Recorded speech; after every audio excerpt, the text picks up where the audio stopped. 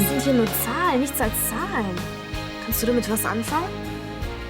Und ob. Ja, ich glaube, ich kann zufrieden sein. Dafür kriegst du sicher eine 1. Schauen wir mal. Aber mein Professor und ich liegen da auf einer Wellenlinie. Jetzt denk doch mal scharf nach. Wer hat denn was davon, wenn du zu spät zum Training kommst? Keine Ahnung. Schnick, da kommt doch nur einer in Frage. Dennis. Dennis? Ja, hast du nicht mitgekriegt, wie der grinste, als Neulinger dich runtergeputzt hat? Na toll. Sag mal...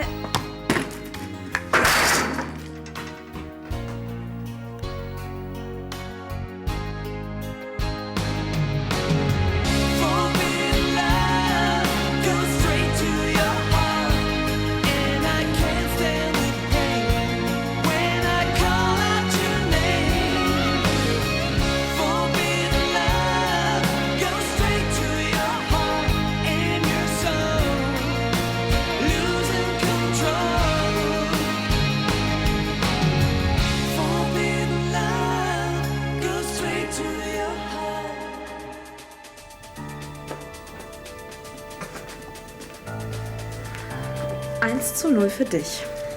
Hoffentlich bist du gut versichert. Sehr witzig. Sag mir lieber, was ich jetzt machen soll. Arno bringt mich um, wenn er die Bescherung hier sieht. Ach, jetzt übertreib mal nicht. Bis er wieder da ist, haben wir das wieder zusammengebaut. Das klappt nie. Abwarten. Der gehört in den Innenhof. Oder was davon übrig geblieben ist. Ich hab doch gleich gesagt, dass wir das nicht wieder hinkriegen. Das Ding ist kaputt, Schluss, aus, basta.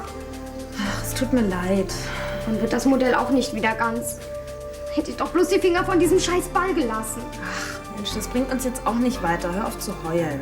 Aber deine tollen Einfälle werden dir das Leben retten. Unser Onkel Tim hat doch auch mal was in der Richtung studiert. Der hat doch sein Studium nie fertig gemacht. Naja, aber er müsste sich doch mit sowas auskennen. Zaubern kann der auch nicht. Wozu auch? Es hilft doch, wenn er uns beim Bauen hilft. Am besten, ich rufe ihn gleich mal an und frage ihn. Selbst wenn er Zeit hat. Irgendwann werden Arno und Mama in der Tür stehen und dann fliegt die ganze Sache doch auf. Ach was, die hocken bestimmt noch stundenlang über ihren Wein und diskutieren bis spät in die Nacht.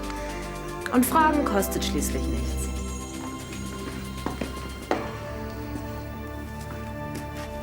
Bei der Vorlage hätte wirklich jeder das Tor gemacht. Sogar unser Nick. Es sei denn, er gibt gerade ein Interview.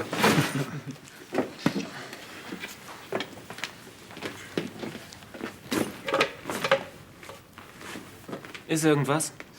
Ich wollte nur mal sehen, was es für ein Gefühl ist, neben der Hoffnung des deutschen Fußballs zu stehen. Hä? Deine eigenen Worte? Oder hat das der Reporter erfunden?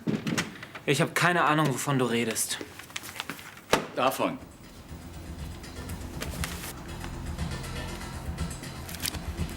War dieses Interview vielleicht der Grund, warum du zu spät zum Training gekommen bist? Ich habe Ihnen doch schon erklärt, dass das nur ein Versehen war. Und das ist auch ein Versehen. Hört ihr auf zu grinsen? Und wenn du glaubst, dich hier als Superstar aufführen zu müssen, dann kannst du gleich deine Sachen packen. Hast du das jetzt kapiert oder muss ich dir erst eine Pressemitteilung zukommen lassen? Nein. Aber was kann ich denn dafür, wenn so ein Artikel über mich erscheint? Wenn jemand etwas über dich schreiben will, dann kannst du ihn an unsere Pressestelle verweisen. Das sind nämlich Spezialisten für solche Sachen. Und wenn du mir nicht glaubst, dann frag deine Mitspieler. Die halten sich alle daran.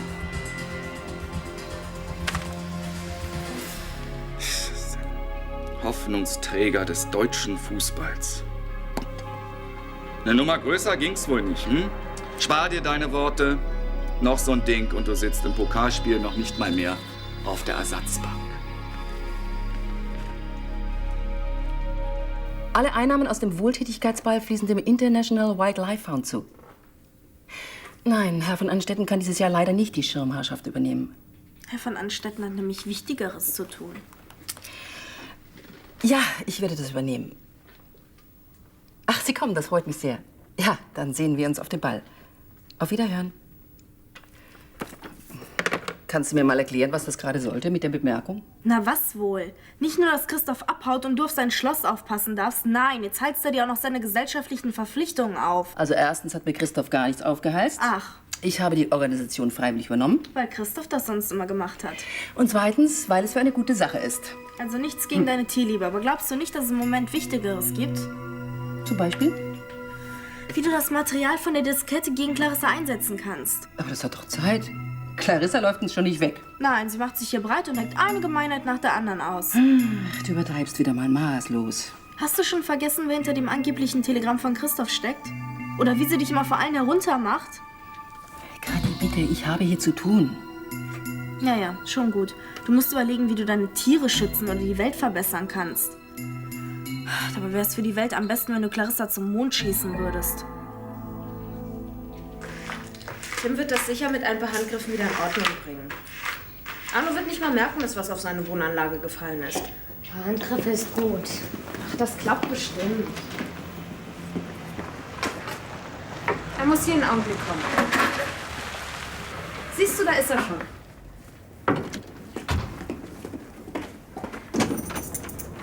Danke für den Service. Ihr seid schon zurück? Ja, wie du siehst. Na, alles klar? Oh.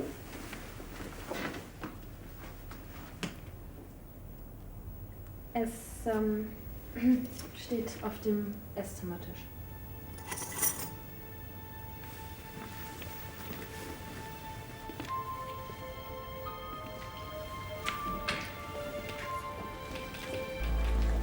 Wie ist das passiert? Hört's mal, wie das passiert ist, will ich wissen. Ich wollte Fernsehen, als Steffi... Wir haben uns gestritten. Ihr habt euch gestritten. Naja, und da habe ich Millie den Ball zugeworfen und Seid ihr von allen guten Geistern verlassen? Wisst ihr, was das bedeutet? Arno hat dich was gefragt. Antworte gefälligst. Das ist meine Seminararbeit. Das war meine Seminararbeit. Verstehst du das? Nein, das verstehst du nicht. Soll der Alte doch noch ein Jahr dranhängen? Ja? Du bist gemein. Das muss ich mir nicht länger anhören. Steffi, komm zurück. Ach, es tut mir leid. Mir tut's auch leid. Besonders, weil... es war nicht Steffis Schuld. Wie bitte? Es war meine Schuld. Ich habe den Ball so abgelenkt, dass er auf dein Modell gefallen ist. Es war wirklich keine Absicht. Absicht oder nicht. Morgen ist Abgabetermin. Das Ganze ist total demoliert. Und wenn wir es reparieren? Bis morgen? Dummes Geschwätz! Ich wollte das wirklich nicht. Modellbauservice. Tim, was willst du jetzt hier? Steffi hat mich angerufen. Aber ist jetzt wohl zu spät. Ich verstehe echt nicht, wieso du Clarissa jetzt nicht fertig machst. Weil ich keine Zeit habe, ihre Transaktionen Posten für Posten auf ihre Legalität hin zu untersuchen. Aber du warst dir doch vorhin noch 100%ig sicher, dass Clarissa das Finanzamt bescheißt. Das habe ich so nicht gesagt. Sondern?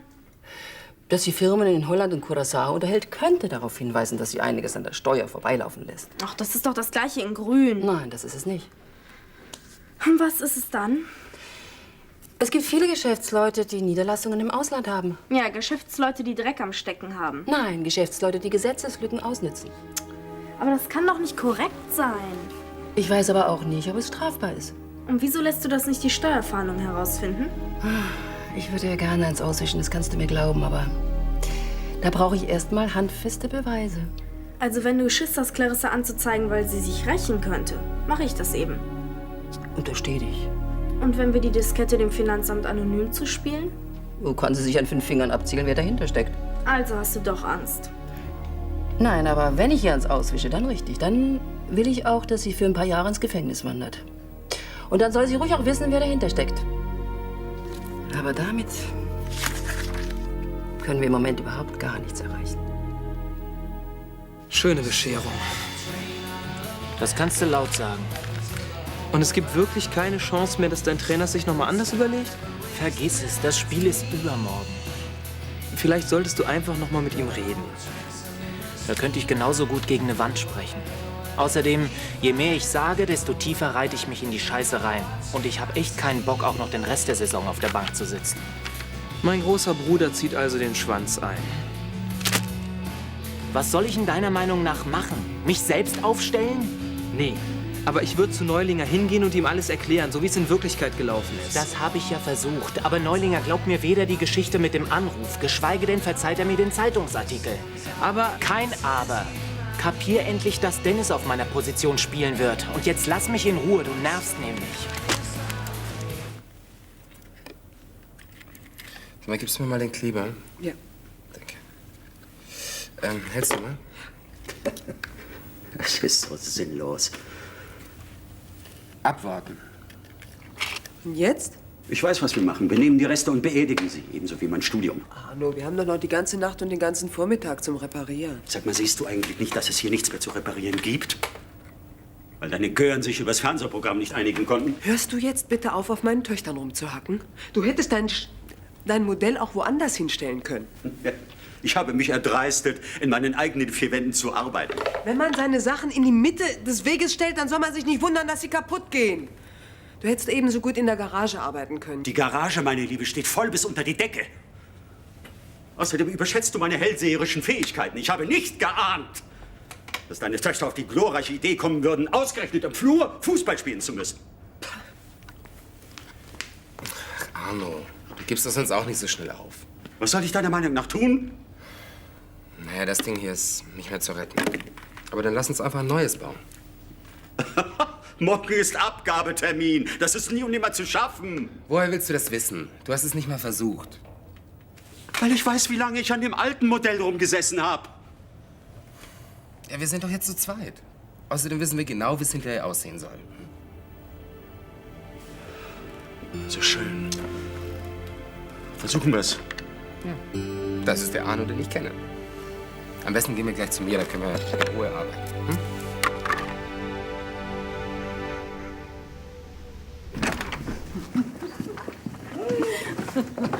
Oh, Achtung, Handtasche festhalten. Barbara ist unterwegs.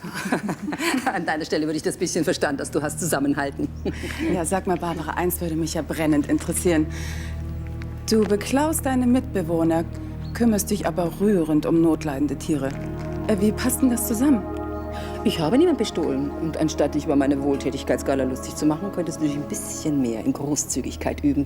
Du glaubst ja nicht im Ernst, dass ich komme. Oder würdest du freiwillig zu so einer Veranstaltung gehen? Ich weiß nicht. Wird bestimmt ein aufregender Abend zwischen Salatblättern und Gemüsehäppchen. Außerdem bezweifle ich mal stark, dass du so eine Veranstaltung hinkriegst. Wieso sollte Mama das nicht schaffen?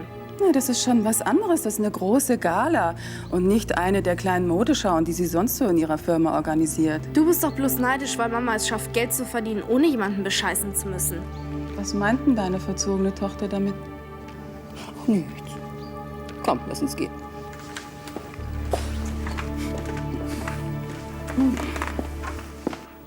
Und? Passt das alte Teil? Sitzt wie angegossen. Auch ein? Nee, du. Meine Hände zittern schon genug. Noch ein Kaffee und ich bin der Nächste, der alles einreißt. Ja, aber das Gröbste haben wir doch geschafft, oder meinst du nicht? Ach, dieser Kleinkram ist es, der so aufhält. Na, jetzt sind wir so weit gekommen, jetzt schaffen wir den Rest auch noch. Es sei denn, du hast heute Vormittag noch was anderes vor. Eigentlich müsste ich mich mal wieder in der Firma sehen lassen. Wir sind so lange ohne dich ausgekommen. Da kommt es auf den einen Tag auch nicht mehr an. Außerdem kann ich dir aus eigener Erfahrung sagen, dass die bestimmt ganz froh sind, wenn du mal eine Zeit lang nicht da bist. Soll das heißen, dass ich kein guter Chef bin? Naja, ich kann mich da an Geschichten erinnern. Wenn du auf deine damalige Kündigung anspielst, mein Freund, das meine dann kann ich dir sagen, das meine ich doch das war überhaupt nicht. Nein, du hast einfach nur eine Art an dir, dass du immer alles selber machen willst. Da kommt man sich als Mitarbeiter völlig überflüssig vor. Das ist ein solcher Blödsinn. Ich alles selber machen wollen? Ich kann delegieren, mein Lieber. Das Teil kommt... Ja. Lass mich. Das Teil kommt woanders. Ja, der Meister im Delegieren. Hm? Was? Hm. Ihr verbreitet eine Stimmung wie auf einem Begräbnis. Ja, was erwartest du? Dass ich Samba tanze, weil ich auf der Ersatzbank hocken darf? Aber das ist doch nicht deine Schuld. Steffi hat recht, es ist meine Schuld. Na, wenn ich diesen doofen Artikel nicht geschrieben hätte, wärst du bestimmt aufgestellt worden. Wenn ich nicht gewesen wäre, könnte Arno sein Modell abgeben und würde seinen Seminarschein kriegen. Oh Mann, wie oft soll ich dir denn noch sagen, dass das mit dem Ball ein blöder Zufall war? Ja, und dein Artikel war spitzenmäßig, sonst wäre er ja nicht veröffentlicht worden. Genau, das Timing war halt nicht so ideal. Und wenn Dennis dich nicht gelingt hätte, würde sich niemand über den Artikel aufregen. Ach, jetzt fang doch nicht schon wieder damit an. Gelingt? Dennis war der Arsch, der bei Nicks Oma angerufen hat und ihn zum falschen Platz bestellt hat, damit Nick dann zu spät zum Abschlusstraining kommt und nicht fürs Pokalspiel aufgestellt wird. Quatsch. Von wegen, sein Plan ist doch aufgegangen, oder etwa nicht? Man kann über diesen Dennis sagen, was man will. Aber blöd ist er nicht. Oder naiv. Wenn der Typ wirklich so genial ist, dann wird man ihm wohl auch nichts beweisen können. Hm? Leider nicht. Aber ich habe ein Gespür für Typen, die mit miesen Tricks arbeiten. Außerdem bin ich nicht blind.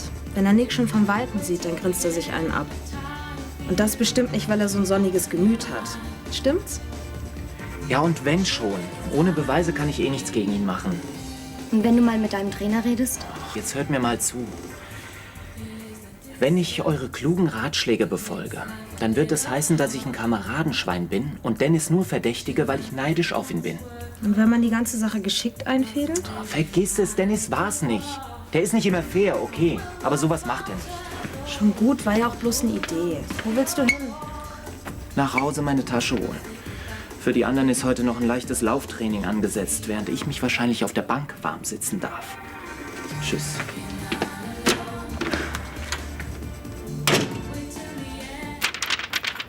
Was ist denn das? Mein bescheidener Beitrag zu deinem Feldzug gegen Clarissa. Finanzamt, Steuerfahndung. Der zuständige Herr ist Rumler. Das soll ein ganz scharfer sein. Der sieht sofort, wenn was faul ist. Ah, hier, das ist seine Durchfall. Es war gar nicht so einfach, die Nummer rauszukriegen. Das hier sind die Nummer von der Polizei und der Staatsanwaltschaft. Verstehe. Und wo hast du die Nummer des Bundesnachrichtendienstes notiert? Ich finde das überhaupt nicht komisch. Oder hast du schon vergessen, was heute Morgen los war? Nein. Na, siehst du, und wenn du jetzt nichts gegen Clarissa unternimmst, wird sie nie Ruhe geben. Möglich. Heißt das, du willst dir das einfach so gefallen lassen? Natürlich nicht, aber bevor ich eine Lawine lostrete, möchte ich wenigstens meiner Sache hundertprozentig sicher sein. Aber du hast doch die Dateien. Naja, siehst du. Die laufen mir genauso wenig weg wie dieser Herr Rumler.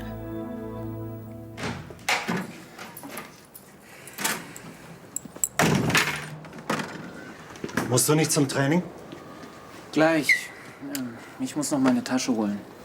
Nick, ich weiß, dass du im Moment eine schwierige Zeit durchmachst. Und am liebsten alles hinschmeißen möchtest. Ersatzspieler zu sein, ist nicht gerade eine tolle Motivation. Das kann ich gut verstehen. Du? Ich habe schließlich selbst jahrelang gespielt, obwohl ich war nie so gut wie du. Aber du hast wenigstens gespielt. Und ob ich so gut bin, ich weiß auch nicht. Doch, du bist gut. Ja, aber warum spielt dann Dennis? Weil es sind da einfach ein paar Dinge schiefgelaufen, auf die du keinen Einfluss hattest. Es wäre Schwachsinn, wenn du dich jetzt davon runterziehen lässt. Du hast gut reden. Nick, du musst kämpfen. Du darfst dich nicht unterkriegen lassen. Es wäre wirklich schade, wenn du dich dann an das Dasein auf der Reservebank gewöhnst. Das willst du doch nicht, oder? Nein. Na also. Aber das war vielleicht die Chance meines Lebens. Was, wenn ich nie wieder eine bekomme? Du kriegst noch viele Chancen in deinem Leben. Glaub mir. Hoffentlich hast du recht. Ohne hoffentlich. Du hast recht. Das ist die richtige Einstellung.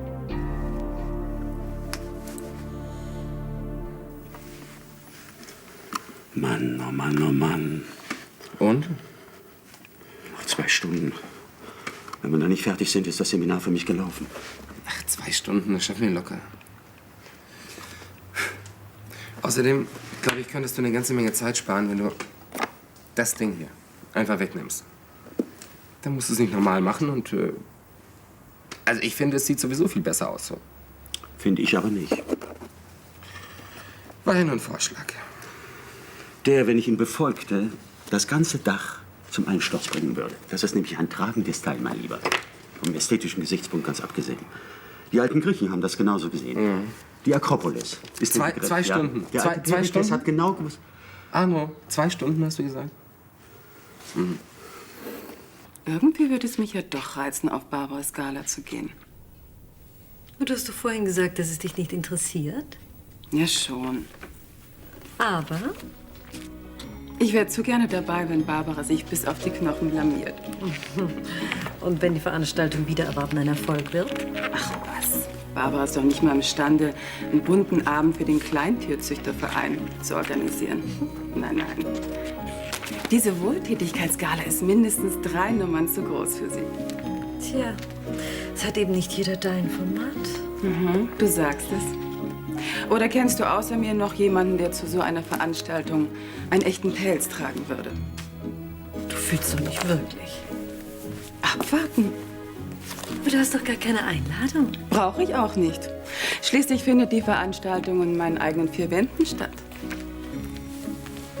Na, dann hat es ja doch sein Gutes, dass du Barbara nicht von hier vertreiben konntest. Was heißt denn hier konntest? Ich wollte bloß nicht. Sonst würde ich mich hier noch zu Tode langweilen. Ich hätte es nicht für möglich gehalten. Wir haben es tatsächlich geschafft. Hab ich dir doch gesagt. Da. Ein Andenken an eine lange Nacht. Ach, du hast meinen Vorschlag ja doch noch umgesetzt. Ja, du hattest recht. Wir haben Zeit gespart. Was ist mit der Statik? Ich habe einige Querverstrebungen gemacht.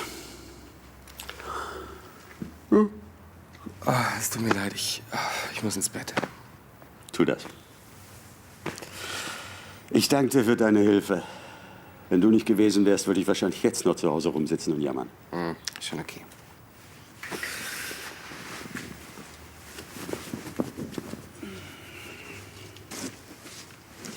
Oh, aber tu mir bitte einen Gefallen.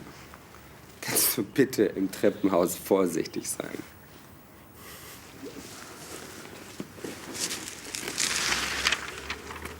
Hast du eigentlich schon mal drüber nachgedacht, was passiert, wenn Christoph eines Tages wieder auftaucht? Dann werden wir eben eine neue Regelung finden müssen, was das Wohnrecht auf Friedenau anbelangt. Und vorausgesetzt, er schmeißt dich nicht einfach wieder raus. Das wird er nicht wagen. Und wenn doch? Dann ziehe ich einfach zu Tanja an den Ostflügel.